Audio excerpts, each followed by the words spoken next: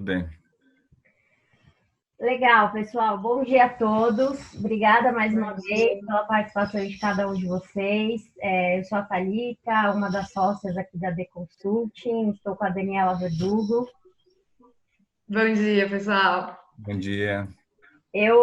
A nossa ideia aqui da D é falarmos um pouco sobre as mudanças e legados, né, que a crise vai nos trazer. A gente já sabe, a gente não consegue hoje prever financeiramente, né, porque para falar algo financeiramente concreto, a gente precisa de dados concretos, o que ninguém tem ainda para conseguir prever um retorno da economia, mas a gente já tem alguns indícios de mudanças e adaptações que o mercado vai fazer no pós-Covid, né, na pós-pandemia.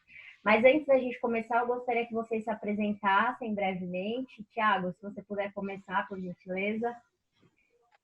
Bom dia, eu sou Tiago Alonso de Oliveira, diretor-presidente da JHSF Participações, pai da Maria e do Luiz, casado com a Fernanda. Bacana, bacana. Elcio, por favor. Bom dia, pessoal. Eu sou Elcio Beninato, eu sou o presidente da Ingênico para a América Latina. Seguindo a linha do Thiago aí, eu sou o pai da Vanessa e do Bruno. Não estou casado no momento, mas estou muito feliz e muito obrigado pelo convite de estar aqui com vocês hoje. Muitas crianças, muitos pais na live, então se tivermos crianças aí invadindo a live, é tudo normal. Mas os meus não são crianças, não. Os meus já estão grandes, já estão bem grandinhos. Alessandra, por favor. Oi, bom dia. Obrigada, Thalita e Dani, aí pelo convite. Eu sou a Alessandra Matos Sequef, eu sou responsável pelo negócio da Monster Energy Drink aqui no Brasil. Sou mãe da Bruna, de 16 anos, então ter um adolescente nesse período aí de Covid é interessante. E do Theo, que tem 11 anos, que nesse momento está tendo aula online aqui perto de mim. Eu trabalho há 25 anos, mais de 25 anos com bens de consumo, então trabalhei na Coca-Cola, na Nestlé, na Red Bull, e acho que vai ser bastante interessante esse papo e que, além de poder contribuir, vou aprender bastante também. Um prazer estar aqui com vocês. Legal. Obrigada, Alessandra. Rodrigo, por favor. Bem, meu nome é Rodrigo Pisinato, eu sou presidente da Extra Farma, que faz parte do Grupo Ultra, que eu já estou também já há mais de 20 anos lá, desde o estágio. Sou pai da Helena, do João e do Pedro. Vocês ouviram uma musiquinha de fundo que meu filho vai ter aula de violão virtual daqui a 25 minutos, então se tiver um som de fundo, vocês já vão identificar daqui a pouco. Que delícia. Legal, pessoal, muito bacana. Obrigada mais uma vez. Acho que tem uma história muito rica aqui, né, nesse nosso painel, que a gente tem profissionais de setores bem distintos, né, e de propósito, a gente entende que isso traz uma troca ainda mais rica. Além disso, amplia bastante a nossa rede de conexões, né, então no final do dia a gente cria aqui mais uma conexão entre vocês. Seguindo um pouco da linha que a gente já falou, mudanças e legados pós-Covid. A gente já vê o mercado fazendo algumas adaptações, a gente tem exemplos muito clássicos. Ontem a gente falava com um doutor, ele dizia, por exemplo, sobre a telemedicina, que sempre foi um tabu no Brasil e é algo que ninguém nunca viu, ninguém nunca entendeu que era uma possibilidade, não via com bons olhos, e hoje a gente já está praticando a telemedicina, né? Então, a crise ela tem essa característica, ela acelera algumas mudanças. Ela coloca aquilo que estava prestes a acontecer de fato em ação. Dito isso, eu gostaria de ouvir de cada um de vocês, especificamente sobre o setor de vocês. Que mudanças vocês vêm acompanhando dentro do setor, e dessas mudanças e adaptações, o que deve perpetuar, o que deve continuar? Né? Existe uma mudança do consumidor, claro que quando a gente olha o B2C é mais fácil de enxergar, mas no B2B também já existe uma mudança da cadeia, então eu queria ouvir um pouco de cada um de vocês, e a gente pode seguir a mesma ordem, começando pelo Thiago. Thalita, eu vou precisar de um pouco mais de tempo, porque a JHSF é uma empresa que trabalha em 4 áreas de negócios, né? Então, eu vou tentar falar rápido aí dessas 4 para buscar cobrir. Então, começando pela parte de incorporação imobiliária, o que a gente está percebendo nesse período é que as pessoas que têm segunda residência, elas fizeram um movimento de se mudar para a segunda residência, onde normalmente eles têm mais espaço e até mais conforto do que normalmente tem nas suas primeiras residências. Então, já acho que aqui tem uma tendência das pessoas investirem um pouco mais em qualidade de vida através de habitações maiores, mais confortáveis, com espaço principalmente aqui para quem tem filhos ou muito pequenos ou até mesmo em idade adolescente. E, ao mesmo tempo, essa segunda residência precisa entregar um nível de infraestrutura bastante compatível com aquilo de primeira residência. Isso, inclusive, pode ser uma forma de também reduzir o tempo de permanência dos profissionais que são proprietários daquela segunda residência no seu ambiente de escritório, uma vez que ferramentas digitais de trabalho colaborativo, como essa que a gente está usando, elas foram mais testadas ao longo desse período de Covid e estão mais aceitas como parte de uma forma eficiente de nós trabalharmos. Na parte de shopping center, a gente acha que o shopping ele continua tendo o seu papel. A gente entende que existe nesse momento uma questão de preocupação das pessoas com relação a um ambiente estar mais higienizado, porém, e aí que é uma questão muito mais minha pessoal, eu tenho a crença que a partir do momento que a gente tenha o kit de sobrevivência, como eu estou chamando, que é máscara, álcool gel, higienização do ambiente, depois seguido por uma droga que combata o vírus, e num terceiro momento pela vacina, eu acho que a gente tira da frente os temores que as pessoas podem vir a ter decorrentes dessas aglomerações sociais e a gente volta a ter uma vida mais perto daquela normalidade anterior que nós tínhamos. Como a JHSF também ela tem uma parte de restaurantes e de hotéis, essa lógica eu acho que ela também se aplica bem a parte de restaurante e de hotéis, lembrando que o nosso tipo de hotel, ele é um hotel muito de experiência, né? Então, eu acho que as pessoas também vão ter uma preocupação um pouco maior em seguir tendo experiências diferenciadas. Então, acho que ali a gente está vendo uma situação de volta à normalidade num período que acho que nesse momento ninguém consegue precisar, mas que acho que ele passa por essas 3 etapas que eu já descrevi. E tem a 4ª unidade de negócio da empresa, que é um aeroporto executivo, que fica a meia hora aqui de São Paulo, que o que a gente viu foram as pessoas que têm os seus aviões mudando a base dos aviões para esse aeroporto. É um aeroporto que tem um fluxo muito pequeno de pessoas, que atende não só a questão do menor contato social, que é uma das demandas que a gente tem nesse momento, como também ele é um ambiente bastante discreto. Então, para aquele público que quer também discrição, essa é uma solução. Então, a gente está vendo mudanças marginais de comportamento de maneira mais definitiva, mas pontualmente mudanças aí bastante impactadas, principalmente pelas questões de confinamento. Muito bacana. Tiago, ainda falando sobre restaurantes, especificamente shoppings, você acredita que a gente com esse período consegue fazer uma reeducação, não sei se é essa palavra, tá? Mas do consumidor, então trazer o meu consumidor, o meu cliente que estava mais no presencial, fisicamente no shopping e no restaurante, para um canal mais online ou não? Ou a gente deve voltar à normalidade? Até sentindo saudade. Eu acredito, Thalita,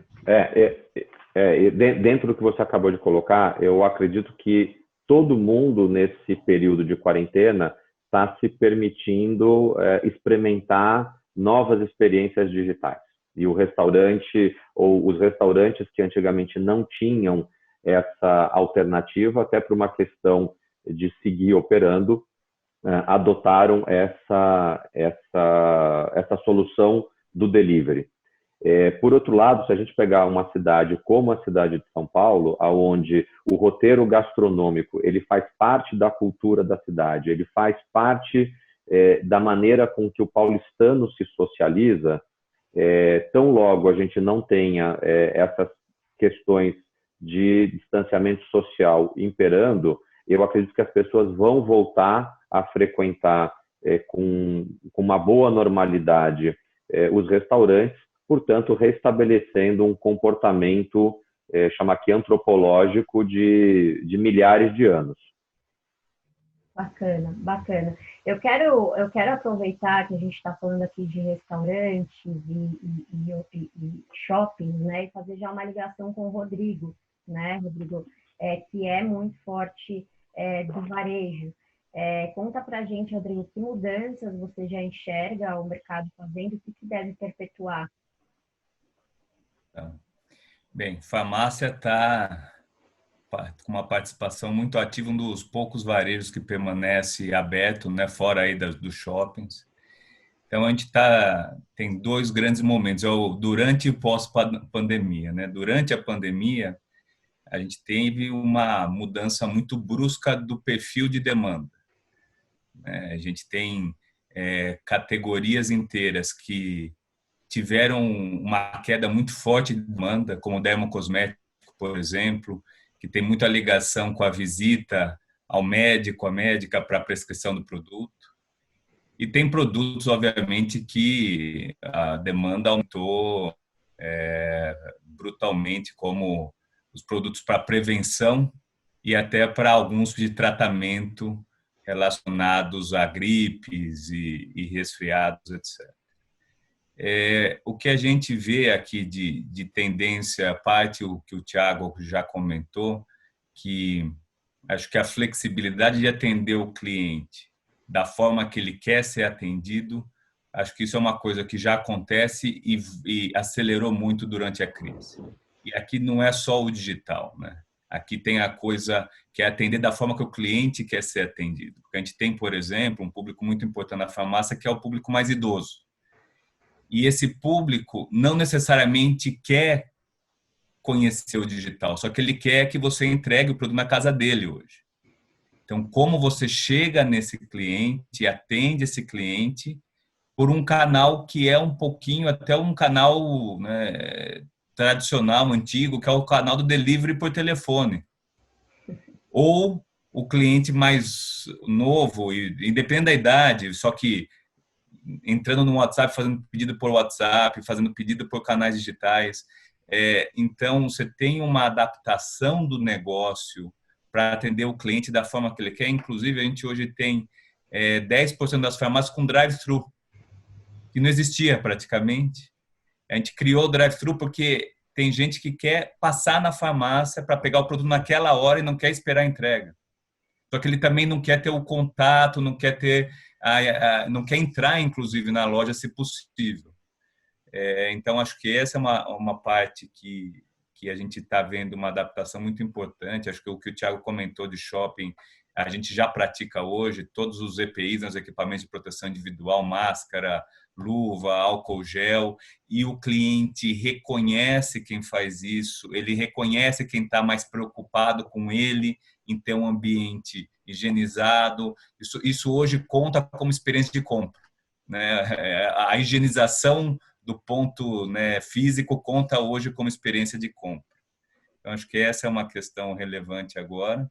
E uma coisa que já era importante antes, mas que ganhou importância agora, é a possibilidade do contato humano, que não vai ser o contato físico, mas a atenção. A gente tem tido relatos muito importantes nesse momento de clientes que estão voluntariamente entrando no saque, entrando para agradecer, porque esclareceu uma dúvida por telefone, levou o produto e explicou como vai usar. Então, tem um lado humano que a crise está também aflorando, seja pela atenção, seja e muita gente, né, mais idoso, muita gente que está inclusive sozinho em quarentena. Então ele reforçou também a importância do atendimento humanizado, atencioso, principalmente nesse público que está mais sensível e mais isolado durante a crise. Eu não quero atrapalhar a ordem, mas só para pegar um gancho de uma experiência que eu tive essa semana no que o Rodrigo falou, e que eu acho que a gente vai poder questionar mais algumas burocracias. Eu, essa semana, tive que ir a uma farmácia para comprar remédios que são controlados por, por receita médica. Me incomodou. Me incomodou porque eu fiquei meia hora num ambiente que naquele momento eu ainda não me sinto seguro com relação a ele, porque tinha um fluxo grande de pessoas entrando e saindo, porque a gente tem uma burocracia de que eu tenho que presencialmente entregar um pedaço de papel, que o funcionário precisa imprimir uma etiqueta, colocar naquele papel, para depois poder me entregar o remédio. Então, a gente sabe que, no caso específico das farmácias, existe essa questão de controlar os medicamentos, mas essa é uma burocracia que não faz, talvez, muito sentido. Então, só para dizer o seguinte, que eu acho que tem um tema de burocracia, eu tenho certeza que o Elcio, que a Alessandra, o próprio Rodrigo, esses dias assinaram documentos, contrato, tudo por scanner, e mandou para, seja lá quem fosse a contraparte, e ninguém pediu autenticação de frente e verso, aquele monte de parafernália que normalmente a gente tem. Eu acho que a gente vai se permitir, como sociedade, questionar certos procedimentos da burocracia. Eu não quero estender demais para não atrapalhar aqui a sequência com a Alessandra e com o Elcio, mas só para lembrar que também tem esse ponto aí. Imagina, eu também até queria fazer um link aqui, conectar um pouco do que o Thiago falou no início e o que o Rodrigo trouxe agora sobre a experiência, né? Esse público, terceira idade, que gosta, né, dessa atenção, de ir à farmácia e conversar, eu imagino que em algum momento vocês devam aí criar um canal específico, mesmo que offline, mesmo que online, perdão, ou por telefone, que vocês não tinham antes, né? Uma prática de atendimento para dar esse acolhimento, porque ele deixando de ir à farmácia, ele perde uma parte importante da rotina social dele, não é isso, Rodrigo? Isso. Então, a gente está vivendo esse momento que são talvez dos extremos, né? Sim. Acho que você tem razão, tem uma carência, talvez, e isso pega em todas as idades, inclusive, né? A carência da experiência do varejo físico. Então, ao mesmo tempo em que ele acelera a transformação digital, ele mostra como o físico vai sempre existir, porque tem um lado humano do prazer da experiência da visitação do varejo físico. Então, é lógico que isso não se aplica igualmente para todos os setores. Então, você tem setores que têm maior valor para uma experiência e setores de varejo que têm menor valor para uma experiência. Mas você tem esse paradoxo que a gente vive, que ao mesmo tempo que acelerou o digital, mostrou a importância do físico e como as pessoas sentem falta do físico. Acho que é legal que o Rodrigo está... Desculpe, Rodrigo, só para construir em cima aqui do que você está colocando. A gente vem defendendo essa tese já há alguns anos, né, de que a estratégia correta, óbvio que para um negócio de varejo como o que você tem, e a gente toca, não vai ser tudo binário. Ele vai encontrar esse convívio harmônico entre o físico e o digital. Você colocou uma outra coisa que eu não posso concordar mais com ela, que é o fato de que o nosso papel de quem atende público é atender da forma que é conveniente para eles. Então, houve em algum momento a discussão, os shopping centers vão ter que se digitalizar. Ok, não, mas tem que fazer só click and collect para você forçar o cliente a vir na sua loja. A gente foi a primeira empresa a fazer o contrário. Eu falo assim, eu vendo conveniência. Então, assim, você quer receber na sua casa? Eu entrego na sua casa. Você quer vir buscar no shopping? Eu te entrego aqui no shopping. Então, eu acho que essa harmonização do modelo dos negócios com relação ao cliente, ele está ficando cada vez mais evidente, né? Como empresa, como cultura, a gente trabalha num ambiente onde a empresa se adapta ao cliente. O produto se adapta ao cliente e não fazer um produto que é padronizado e ver quem é que vai virar o seu cliente. Então, acho que esse lado de humanizar a relação produto-cliente-empresa, esse cubo aqui, ele está ficando bem mais evidente dentro desse processo.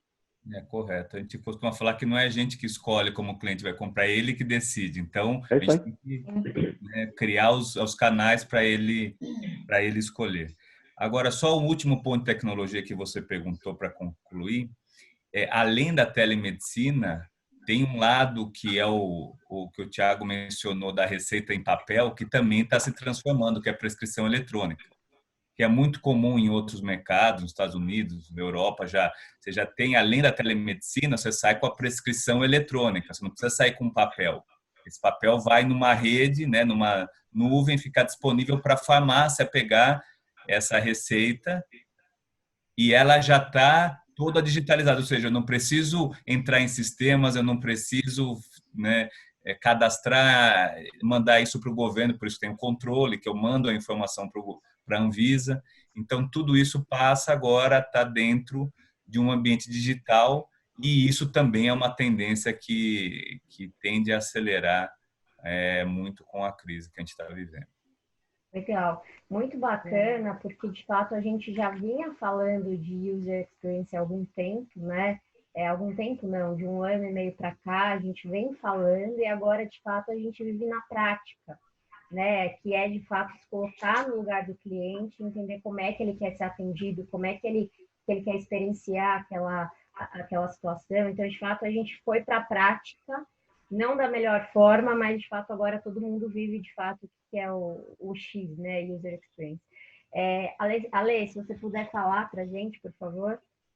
Pegando o gancho aí desse seu último comentário, no mercado de bebidas, o que a gente viu é que, assim, quando você pega as redes de supermercado, a maior parte não tinha um processo online estruturado.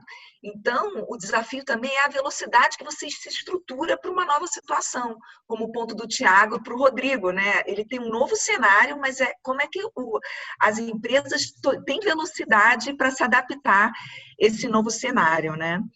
Bebidas é muito importante distribuição.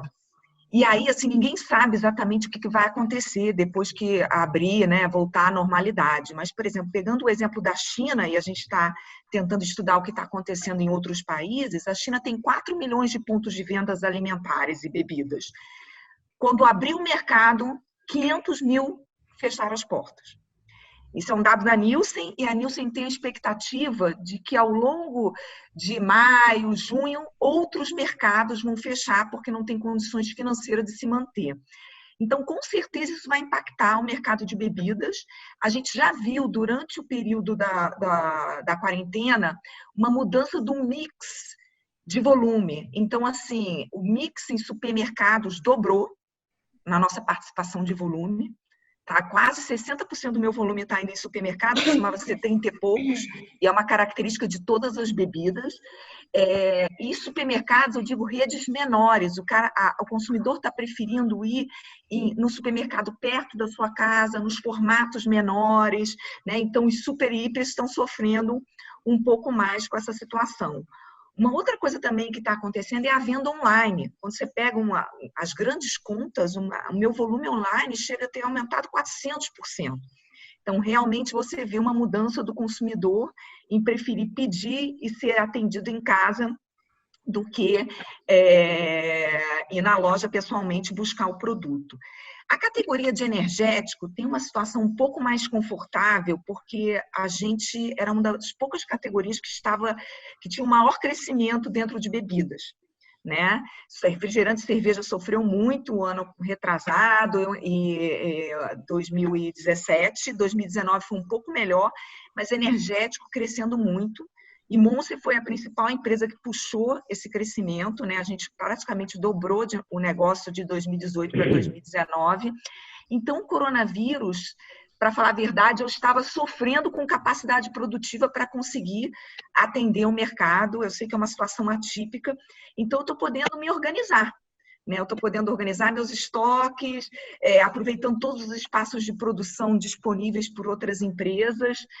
A gente não sabe exatamente o que vai acontecer pós-coronavírus, mas a gente sabe que algumas empresas menores de bebidas talvez vão sofrer muito. Então, vai ter um novo cenário competitivo pós-coronavírus. Eu também tive um comportamento interessante. A Monster é a líder de energético em volume desde o ano passado. E durante o coronavírus, por a gente ser uma empresa muito voltada em inovação e não ser associada à noite, o nosso volume se destacou muito em relação aos demais concorrentes. Então, foi interessante que a gente não esperava isso. A gente sabe que a gente é menos associada à noite que as demais empresas de energético, mas o nosso volume se despontou aí. A Extra Farma é um dos nossos clientes. O volume de energéticos em farmácia diminuiu, mas, por outro lado, depois do supermercado, é um dos maiores vendas por loja, um dos canais com maior venda por loja. Então, é uma característica que acontece nos Estados Unidos e o Brasil está acompanhando também o que acontece lá fora. O Brasil tem uma situação para bebida um pouco mais favorável que os Estados Unidos e Europa. Por quê? Bebida é sazonal e o verão é muito importante. O meu verão, no Q4, a categoria faz 40% do volume. No último quarto. O verão ainda está longe para mim. A Europa e os Estados Unidos, o verão está aí. Então, os negócios deles, com certeza, vão ser mais impactados. Como a gente é mundial e tem ação na Bolsa, com certeza impacta a empresa como um todo, né? A Monster, 20% dela é da Coca-Cola. O sistema Coca-Cola é um sistema que tem um custo fixo muito alto, então eles vão sofrer, né? Vai ter que se reestruturar. Mas, por outro lado, é um sistema muito sólido. Então, isso também tem me ajudado aí nesse período do coronavírus. Isso, Perfeito, não sei se... Perfeito. É legal, Ale, que você tinha trazido para mim também, que você tem alguns projetos de inovação, né, que vocês já estavam falando e que são projetos que vocês vão continuar, inclusive, né? Você comentou que não vão engavetar os projetos de inovação, porque vocês entendem que é importante continuar nessa jornada. Com certeza, foi um desafio, porque o sistema Coca-Cola tendeu a falar, não, vamos atrasar as inovações, vamos deixar para 2021, mas o principal motor da categoria de energético é inovação. O principal pilar da Monster, eu sou um energético, mas eu quero ser um energético em diversas categorias. Então, eu tenho suco com ingrediente energético, eu acabei de lançar um chá sem açúcar, sem gás, com ingrediente energético. Lá nos Estados Unidos eu tenho café, leite, água, isotônico, não é a realidade ainda do Brasil, são mais de 200 SKUs. Então, assim, e eu quero continuar inovando. A Nielsen disse para a gente que em 2018, 30% dos consumidores que compraram Monster nunca tinham provado energético na vida. E o que ajuda a gente a recrutar novos consumidores é exatamente a inovação. Se você não gosta daquele gosto cítrico da categoria, você não entra para a categoria. E a Monster foi muito inteligente e falou, eu não preciso ter esse gosto cítrico, eu não preciso nem ter gás, eu não preciso ter açúcar, né? Eu tenho 4 SKUs sem açúcar, então a gente vai continuar inovando. A gente tem uma flavor house, que são ingredientes internacionais, então assim, com dólar fica desafiante, mas a gente está no nosso pipeline e a gente não muda os nossos planos para o próximo semestre, não. Legal, obrigada. Elcio, por favor. Vamos lá, pessoal, bom dia. De novo, peço desculpas aí pelo barulho de fundo, tem uma obra aqui do lado, então às vezes pode ouvir uma bateção aí, se atrapalhar muito, me avisem, eu paro um pouco de falar. Deixa eu falar um pouquinho rapidamente da Engenico, quem é, só para contextualizar e vocês saberem do que a gente está falando. A Engenico é uma empresa que fabrica aquelas máquinas, aqueles terminais para cartão de crédito, né? Então, somos líderes mundiais no mundo inteiro, todos os mercados, e a gente atende basicamente grandes bancos adquirentes, esses são os nossos clientes. Então, o nosso negócio é um negócio B2B, Na verdade, é um B2B2C, né? Porque eles atendem o varejo, né? Com certeza, a Extra Farma aí tem terminais nossos, de alguma forma, instalados lá. Então, a gente acaba atendendo o comércio, na verdade, é um B2B2B2C, na verdade, no final das contas, né? Então, a gente está bem, razoavelmente longe do consumidor. Mas o que a gente está experimentando nesse mercado agora algumas mudanças de comportamento, né? Quando começou esse negócio do coronavírus, né? A gente primeiro foi impactado lá na China, porque uma das fábricas que nós temos é lá na China. Então, em janeiro, a gente já viu o impacto. Os componentes eletrônicos, né, para o setor de eletrônicos, 80% vem da China. Então, isso impactou toda a nossa produção. Então, a gente tem fábrica no mundo inteiro. Hoje, a gente tem 3 fábricas, uma na China, uma no Vietnã e outra no Brasil. A fábrica do Brasil atende basicamente o mercado brasileiro, a do Vietnã atende o resto do mundo e a China atende a China. Então, isso a gente começou a ter que se planejar muito antes com relação a componentes para poder continuar a nossa fabricação com o evento da parada lá da China, né? E a gente conseguiu fazer isso razoavelmente bem, melhor até do que os nossos concorrentes, então isso nos colocou numa posição de vantagem competitiva com relação aos nossos clientes. A partir do momento que a pandemia começou a avançar para o resto do mundo, isso começou a afetar os outros países, começou a afetar, obviamente, o Brasil, a Europa, então, e a gente começou a sofrer problemas, inclusive, com a nossa fábrica, que fica em Minas Gerais, em Betim, porque o sindicato não queria eles queriam que a gente parasse a produção, apesar de a gente ter implementado todas as medidas de proteção e segurança, higiene, o médico do trabalho dentro da fábrica, coisas do gênero. Mas o sindicato, obviamente, estava interessado em outra coisa, infelizmente, né? Ao invés de estar preocupado em manter os empregos, que isso é uma preocupação muito grande que nós temos, né? Manter os empregos das pessoas e garantir que a sociedade continue, a economia continue girando, né? O sindicato, infelizmente, não tinha essa mesma percepção. O que a gente está vendo no mercado obviamente, os comércios todos fechados, né, com exceção de farmácias, supermercados e algumas outras atividades essenciais. Os nossos produtos, eles são considerados essenciais porque venda, delivery, não sei o que lá, depende da maquininha para você pagar com cartão de crédito, às vezes até sem contato, para evitar contágio, coisas do gênero. Então, a gente está caminhando para esse lado, né? Mas, por outro lado, a gente vê, né, um pouco da tua pergunta inicial aí, o que vem depois, né? Uma das coisas que a gente está vendo é o seguinte: no Brasil tem uma característica muito forte, o crescimento desse mercado de maquininhas aconteceu nos últimos 2 anos. Em função de muita gente que ficou desempregada nos últimos 2 anos, partiu para a economia informal, criou um pequeno negócio e precisou de ter meios de pagamento para poder aceitar o pagamento dos seus clientes, né? Então, isso fez com que crescesse muito essa economia do pequeno negócio, o que a gente chama de um long tail, né? Se você olhar a curva, é o long tail do pessoal do pequeno varejo que tem comprado muito. Isso fez com que o volume de máquinas no mercado crescesse significativamente. Nos últimos 2 anos, 3 anos, cresceu mais de 50%. Nós, no ano passado, crescemos 65% das nossas operações no Brasil. E o que a gente está vendo? Que esses pequenos negócios, infelizmente, indo aí na linha do que a Alessandra falou lá da China, infelizmente, esses pequenos negócios vão quebrar, né? É duro falar isso. Eu estou trabalhando de casa, eu trabalho aqui da varanda, porque dentro de casa o barulho da obra é infernal, então eu trabalho da varanda, e eu consigo ver aqui da minha varanda a rua. E eu vejo o movimento da rua aqui, infelizmente, parado, os comércios todos fechados. É triste ver isso, né? Você vê pessoas que andam na rua meio sem saber o que fazer, pessoas que estão perguntando quando é que vai abrir, será que dia 10 de maio abre? As pessoas estão muito desinformadas, infelizmente. Mas você vê as pessoas perdidas, né? E, por acaso, aqui perto de casa tem uma agência da Caixa Econômica Federal, tem uma agência do Itaú, tem uma agência de outro banco aqui, e você vê fila na porta desses bancos para o pessoal ir lá buscar os R$600. Né? É triste ver essa situação, né? É triste ver isso. Mas, se a gente falar das grandes empresas, das grandes corporações, eu acho que a gente está se reinventando, né? A gente está aprendendo a trabalhar de novo, de uma nova forma.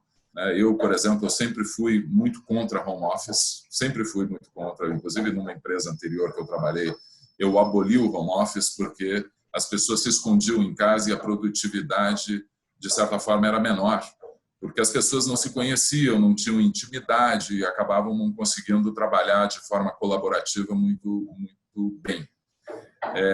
Mas essa experiência mudou completamente a minha opinião. Eu, particularmente, eu vou passar a fazer home office 2 dias por semana, mesmo depois que abriu os escritórios, abriu o mercado, né? Então, isso está mudando a forma de pensar. Ontem mesmo eu recebi um relatório de horas extras do meu time de março e abril. Impressionante o volume de horas extras que o pessoal está fazendo. A gente está trabalhando muito mais. E a gente conseguiu entregar resultados muito positivos em Q1, apesar da situação. Os nossos clientes estão com receios de não ter equipamentos e estão pedindo mais equipamentos de forma antecipada. Então, tem uma série de coisas que estão mudando, que estão se reajustando, né? E eu acho que o novo normal vai ser bem diferente. O novo normal, a nova vida que a gente vai enfrentar é bem diferente. A Alessandra falou de inovação aí, a gente lançou há 2 meses um centro de inovação e a gente não parou com isso daí. Pelo contrário, a gente está estudando novas formas ou novas iniciativas para trazer inovação para esse mercado, né? Então, tem muita coisa acontecendo, né? O Thiago falou da burocracia, né? Ele falou que a gente já assinou documentos e mandou por scanner. Outro dia eu recebi da Colômbia, eu sou responsável pela América Latina, eu recebi da Colômbia um documento que eu precisava colocar impressão digital no documento. Eu falei, caramba, agora como é que eu vou conseguir botar impressão digital? Não tem aquela almofadinha de carimbo em casa. Dei um jeito de sujar o dedão lá, coloquei impressão digital, escaneei e mandei. Outro dia a Argentina me pediu cópia autenticada do meu passaporte. Eu falei, caramba, como é que eu vou conseguir uma cópia autenticada do meu passaporte? Por sorte, tem um cartório aqui do lado de casa, eu tirei uma cópia aqui, fui lá e consegui autenticar, o cartório estava vazio. Mas, sem dúvida, a experiência, que nem o Rodrigo estava falando, a experiência do consumidor vai fazer toda a diferença. Eu tenho saído de vez em quando, vou ao supermercado, vou aqui, vou acolá, e eu reparo realmente que as pessoas estão se cuidando, né? Você vê coisas absurdas, né? Do tipo, outro dia um cara na fila do supermercado com máscara e luva e comendo um sanduíche segurando o sanduíche com a mão, né? Sem guardanapo, coisas do gênero. São dicotomias aí, coisas muito engraçadas que estão acontecendo. Mas eu acho que a nossa velocidade para se adaptar a toda essa realidade, o brasileiro acho que é muito criativo e eu acho que a gente tem feito coisas muito criativas. Outro dia eu vi um case aí, eu não sei se vocês ouviram falar, da ReHap, que em 3 dias ela transformou todas as suas lojas em centro de distribuição. Todas as lojas. Né? Mudou totalmente o seu modelo de operação. Nós mudamos, com a dificuldade que a gente teve na fábrica, por exemplo, de produção, nós mudamos os nossos centros de reparo para produzir também no centro de reparo. Obviamente, algumas coisas que exigem menos segurança, no sentido segurança do equipamento propriamente dito, a gente fez isso também, né? Outra coisa que a gente está observando, os lojistas estão, obviamente, passando álcool gel nas maquininhas. Não é o procedimento correto isso daí. Isso está danificando as maquininhas, isso está gerando mais reparo para a gente. Então, tem uma série de mudanças que estão acontecendo. Eu posso te interromper aqui até para contar uma história de algo que aconteceu ontem. A gente está com essa operação de delivery de alimentos, né? E eu uso bastante uma conta que tenho no Twitter. E ontem uma pessoa do Rio de Janeiro me fez um relato muito interessante, eu acho que no sentido aí da maquininha. Primeiro que ele elogiou lá o atendimento que ele teve, que a pessoa que chegou para atendê-lo estava de máscara, antes de fazer qualquer coisa, a pessoa higienizou a própria mão, o nosso entregador, né, higienizou a própria mão, e na hora que ele foi estender a maquininha dele, ou seja, a nossa maquininha, para que o cliente entrasse com os dados, antes dele entrar com os dados, ele ofereceu o álcool gel para o cliente. O cliente higienizou a mão, não a máquina, e aí fez a transação. Então, quando você está contando essa história aí, me veio esse relato que eu recebi ontem pelo Twitter e fiquei super feliz. Primeiro, assim, pela mensagem que a gente está passando para o time com relação à prevenção. A atenção que o nosso colaborador teve para com o cliente ao estar protegido e, ao mesmo tempo, oferecer a proteção que ele tinha ali, que era o álcool gel. E sem danificar a sua maquininha, que a gente sabe que depois tem que levar lá para consertar. É interessante isso, né? Eu, por exemplo, eu sou viciado em pão francês, então de manhã eu vou na padaria comprar pão francês, não tem jeito, no café da manhã tem que ter pão francês, eu vou lá comprar pão francês. E na padaria que eu frequento, eu vi, por exemplo, a moça do caixa, ela o tempo todo limpando a mão com álcool gel. E eu perguntei para ela, eu falei de curiosidade, quanto você gasta de álcool gel por dia? Ela falou 1 litro e meio por dia no meu horário de trabalho. Cada pessoa que ela atende, ela lava a mão, ela lava a maquininha, ela limpa a maquininha, ela tem todo o cuidado. E aí, Rodrigo, a gente estava falando, né, da experiência, né? Isso faz diferença. Eu vou nessa padaria porque eu me sinto seguro naquela padaria, né? Além de gostar do pão, é óbvio, né? Mas se você não se sentir seguro, se for num lugar onde as pessoas não estão tendo o cuidado necessário, né? Eu já vi coisas absurdas também, né? O cara pegar a máquina, pegar o teu cartão, depois te entrega, não tem nenhum cuidado. Então você fala, pô, aqui eu não volto mais, né? Mas no lugar onde está todo mundo se cuidando e tal, eu acho que isso vai mudar a experiência, né? Outro dia eu entrei no elevador com a minha namorada e entrou uma outra pessoa no elevador, né? E aí ela... Foi engraçado, porque ela teve vontade de espirrar e ela se segurou e ela falou assim, quando é que a gente vai poder voltar a espirrar dentro de um elevador? Nunca mais. Mas aí Elcio, era um pouco da conversa que a gente teve aí, acho que prévia a começar aqui o vídeo.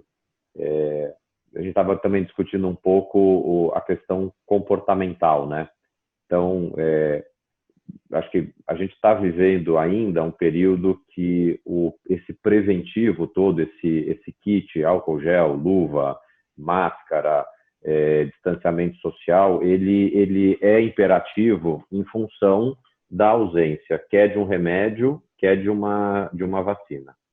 Acho que a partir do momento que a gente tiver aí o anúncio de um remédio, primeiro que o negócio do Rodrigo vai bombar, né? Porque todo mundo vai querer passar lá para ter um estoquezinho em casa, seja lá qual for o nome desse remédio. Mas vou comprar ações da Extra Farma também. Ao acontecer esse fenômeno do remédio, eu acho que a gente está aqui acreditando que uma boa parte dessas preocupações elas vão se dissipar, né? Talvez a moça lá da padaria que está gastando 1,5 litro de álcool gel por dia, ela vai relaxar isso. E aqui eu até quero contar uma experiência pessoal. Eu quando comecei a trabalhar na JHSF, eu herdei a mesa da pessoa que tinha saído. E nessa mesa tinha um pote de álcool gel da época da SARS. Esse pote de álcool gel ficou praticamente intocado até 2 meses atrás. Porque, assim, apesar de ter na minha mesa lá um pote de álcool gel, eu não me senti desconfortável até começar a ter o assunto da Covid, a ponto de ter que ficar ali constantemente fazendo higienização. Não quero generalizar o comportamento de todo mundo pelo comportamento que eu tive, mas eu acho que a gente como bicho, né, como ser humano, o nosso nível de estresse, ele nesse momento está num ponto muito alto. O estresse, eu digo, o ponto de atenção, aquela preocupação com, vamos dizer, estar atento a um agressor que a qualquer momento ele pode te atacar. No momento em que a gente tiver um relaxamento desse nível de estresse por conta do remédio, eu acho que a gente já vai abandonar um monte dessas situações. E a gente vai voltar a ser King Kong de novo, no sentido de bater no peito pode vir, a partir do momento que tiver a vacina, né? Então, acho que a gente está falando aqui um pouco também não só de como impacta os nossos negócios, mas tentando olhar a questão de comportamento futuro. Honestamente, acho que se a gente tiver aí nos próximos 3 a 6 meses a definição de um remédio e no próximo 1 ano a definição de uma vacina, daqui a 1 ano a Alessandra vai estar lá com o pipeline dela todinho executado dos lançamentos que ela vai fazer. A produção nas fábricas de máquina vão ter voltado, vamos dizer, para um processo normal até de, como chama, desses protocolos, né, todos que a gente está falando, as experiências que eram mais talvez costumeiras, né, que aconteciam no ambiente da farmácia, do restaurante, do shopping, do hotel.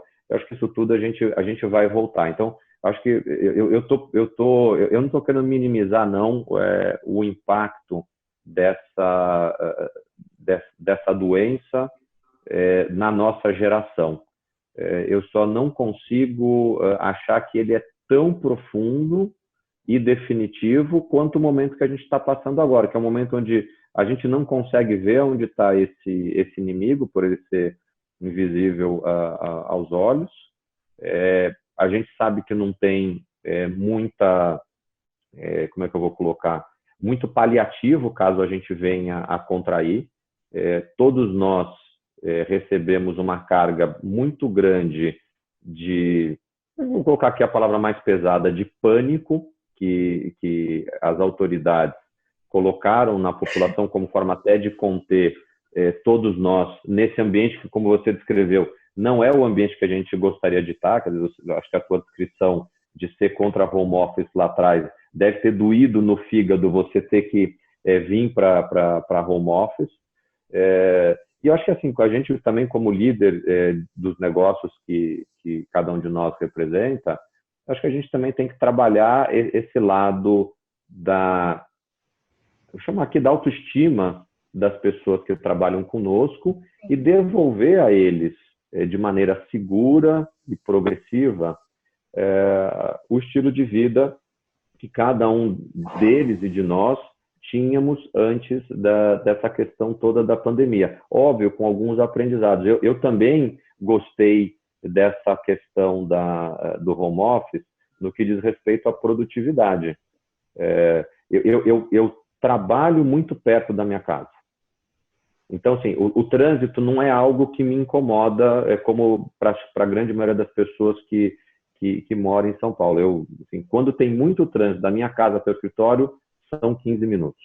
Então, esse é o pior de trânsito. Mas o fato de eu não gastar aqueles 15 minutos é um documento a mais que eu consigo ler naquele tempo.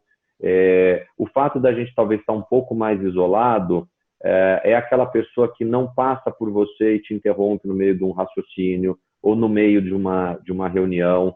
Eu acho que agora, como a gente está interagindo mais também por vídeo entre as pessoas, aquele telefone que toca, você deixa ele tocar para depois, então, retornar. Eu acho que isso está trazendo para a gente a percepção de que também nós podemos ser mais produtivos.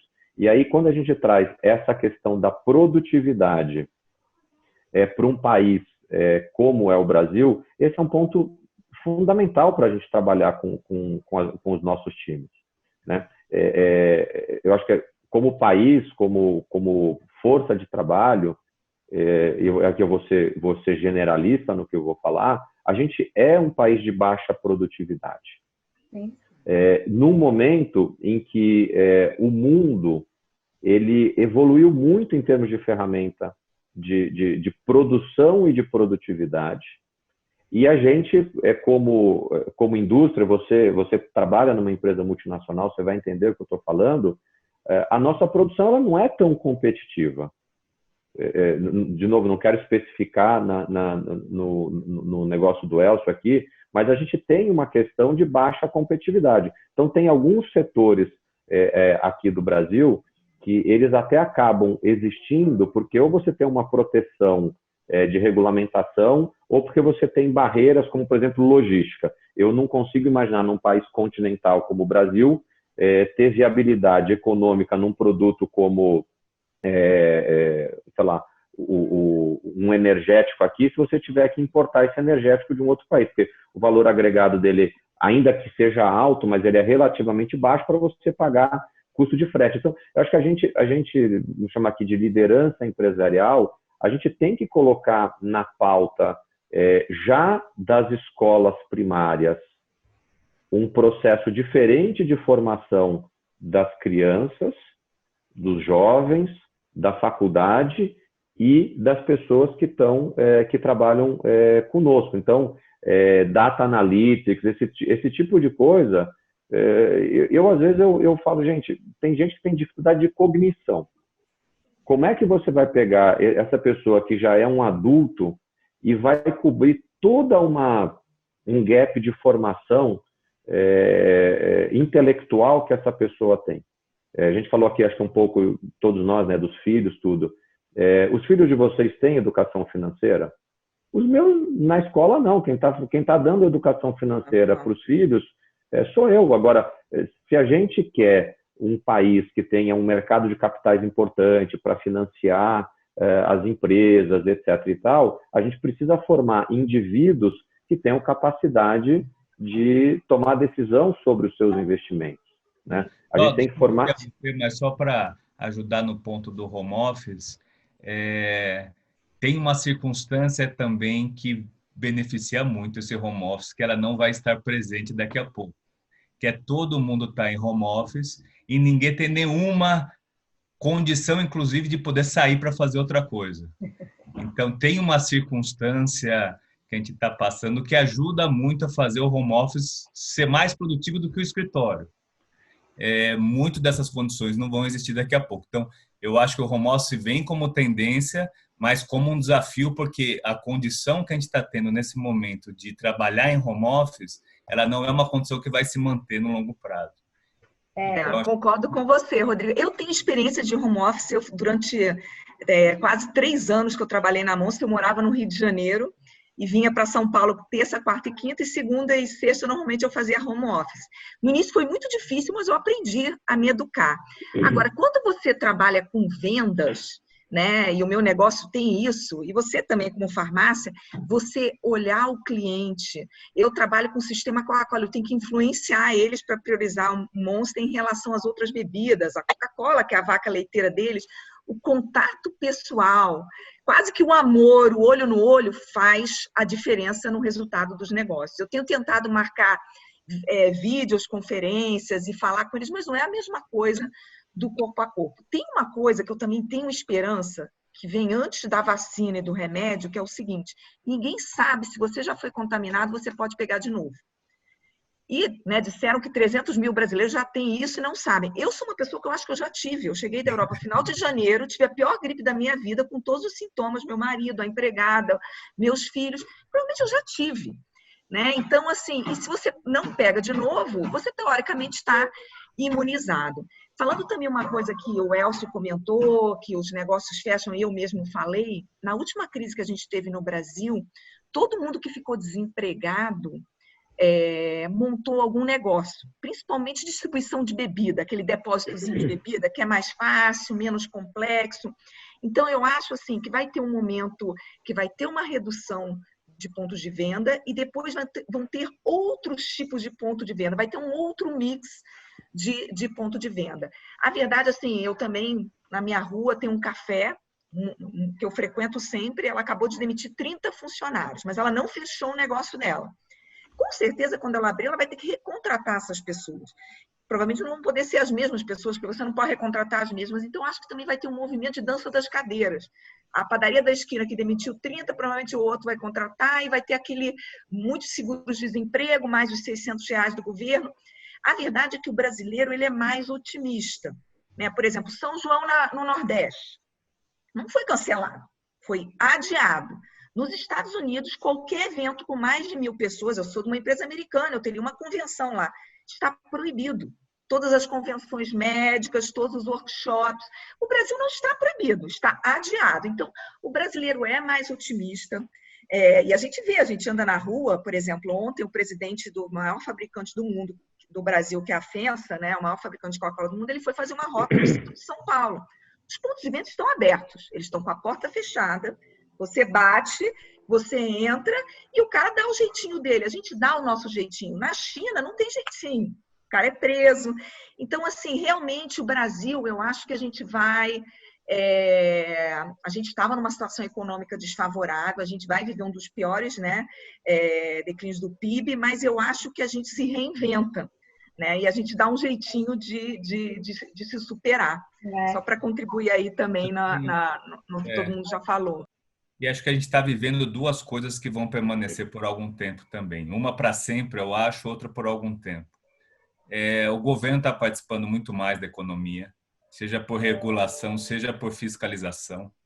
A gente recebeu já 40 pedidos de informação de PROCON, Ministério Público, Ministério do Trabalho, Ministério da Economia, seja por preços, seja por práticas. Então, você tem uma mudança de regulação. Hoje, se você, Thiago, ligasse na Extra Farma, a gente teria entregue o controlado para você, porque o governo permitiu isso por delivery hoje, que não era permitido antes da crise. Ganhou um cliente.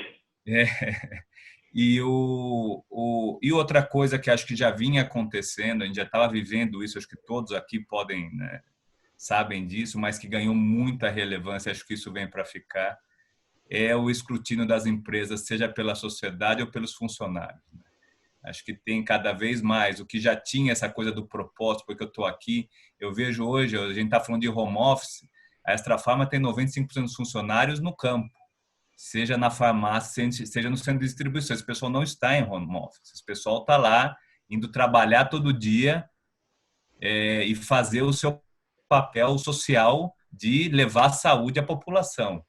E se esse não fosse o nosso propósito, seria muito difícil nesse momento você unir a tropa para trabalhar nessa guerra. Então, o fato de você ter um propósito claro, as pessoas entenderem o seu papel na sociedade, o seu papel é muito maior do que eu estou ganhando um salário e em troca eu dou o meu trabalho. É muito maior do que essa relação. E acho que essa crise também aflorou muito esse aspecto em todas as empresas. Sim, eu quero até fazer um gancho justamente sobre propósito, tá? A gente tem, poxa, a conversa está muito rica, a gente teria aqui, eu tenho certeza que ficaríamos facilmente aqui 2, 3 horas, porque tem muito assunto bacana para trazer. Mas chegando aqui ao final, eu gostaria muito que a gente falasse muito brevemente justamente sobre a mudança de perspectiva, de propósito de vida. Sim, a gente poderia ficar muito tempo falando também como o senso comunitário mudou, né? As pessoas, de fato, têm um senso maior comunitário. De fato, ontem falávamos com um profissional que dizia, pela primeira vez eu realmente pergunto para o meu funcionário, está tudo bem? Eu quero saber se está tudo bem mesmo, eu quero saber se a sua família está bem, né? Não é que ele está tudo bem de rotina. Então, tem mudado muito o propósito para todo mundo. Eu gostaria que vocês, de uma forma bastante resumida, até para não tomar muito tempo de vocês, contassem para a gente aqui. Vai mudar, na opinião de vocês, o propósito de vida, de carreira? Em uma frase aí, o que vai mudar para cada um de vocês? Por favor, Thiago. Thalita, eu realmente gostaria que mudasse, principalmente no aspecto de cidadania. Eu acho que todos nós aqui temos uma convivência vamos dizer, internacional, então a gente entende o gap que existe na postura de cidadania brasileira com relação àquilo que a gente vê nos países aí que a gente viaja mundo afora. Tem coisa pior? Tem, mas tem muita coisa muito melhor do que a gente em termos de cidadania. Então, acho que esse aqui eu vou falar pouco, porque eu acho que eu já trouxe algumas outras contextualizações aí de coisas que a gente não pode tirar da agenda, produtividade, educação, mas cidadania. Legal, legal. Rodrigo, por favor. o que muda eu concordo que acho que esse senso cidadania muda. Acho que a própria questão de solidariedade, né? A gente vê hoje as pessoas muito mais sensíveis a ajudar. E acho que volta muito ao senso de vizinhança, né? Eu sou de Piracicaba, sou do interior. Então eu cresci num ambiente de vizinhança. Eu estou em São Paulo já há bastante tempo, mas eu nunca tinha vivenciado o senso de vizinhança que eu tive na minha infância. Eu vou ter que vivenciar agora. Os vizinhos de fato se conhecem, trocam mensagens, vizinhos que você não conhecia passa a conhecer e acho que tem coisa que vem para ficar, né? Esse senso de você pertencer a grupos, né? Seja só vizinhança, seja as pessoas da sua empresa numa conexão num outro nível. Eu acho que tem coisas que vêm para ficar e da própria visão pessoal, acho que as pessoas vão estar mais, por algum tempo pelo menos, vão estar mais preocupadas com coisas mais amplas do que estavam antes dessa crise. Legal, legal. Obrigada. Elcio? Eu concordo aí, obviamente, com o Thiago, essa questão da cidadania. Eu acho que a questão da colaboração é muito importante, mas eu acho que as pessoas estão repensando o que realmente importa na vida das pessoas. Eu acho que a gente está com saudade das pessoas que a gente gosta, a gente gostaria de estar perto dessas pessoas e a gente está vendo o quão importante isso é, né? O negócio é importante, né? Você ganhar dinheiro é importante, você se preocupar com a economia, mas, sei lá, a minha mãe que está lá no Rio de Janeiro, que eu não posso vê-la, não posso falar com ela, só por videoconferência, estou preocupado com ela, que ela tem não sei quantos anos, 80 e tantos anos de idade, e eu acho que várias pessoas estão repensando esse tipo de coisa.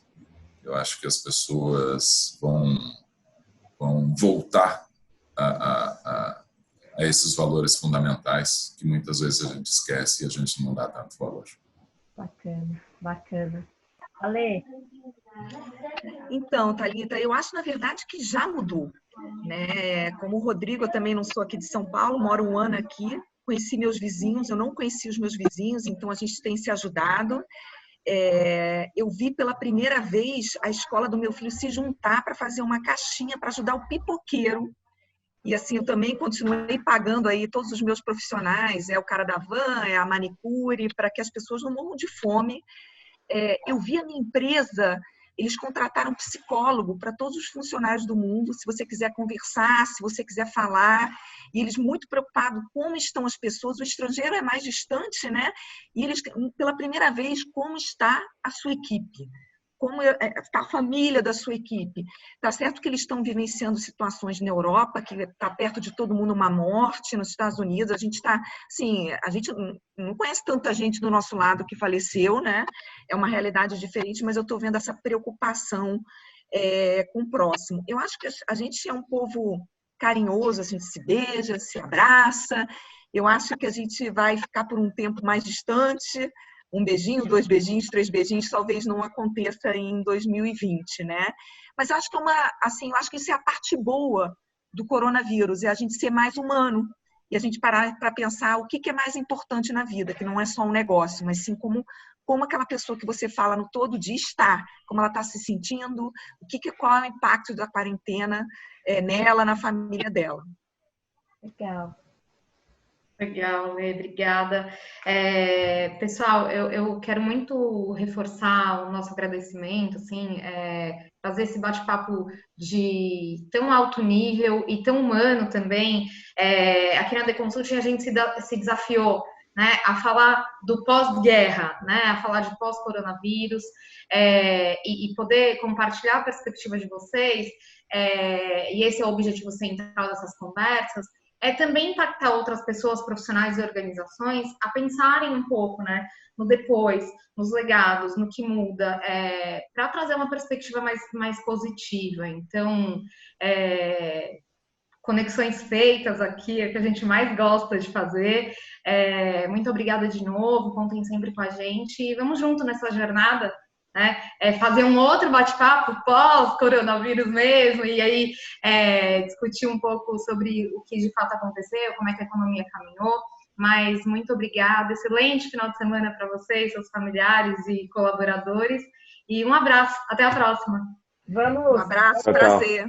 Tchau, obrigado. Tchau. Tchau, obrigada. Hoje a gente só pode virtual, vamos marcar um presencial futuramente para a gente celebrar esse contato humano que é tão importante, tá bom? Vai ser um prazer. Tchau, pessoal. Super obrigada. Tchau, tchau. Abraço. Tchau.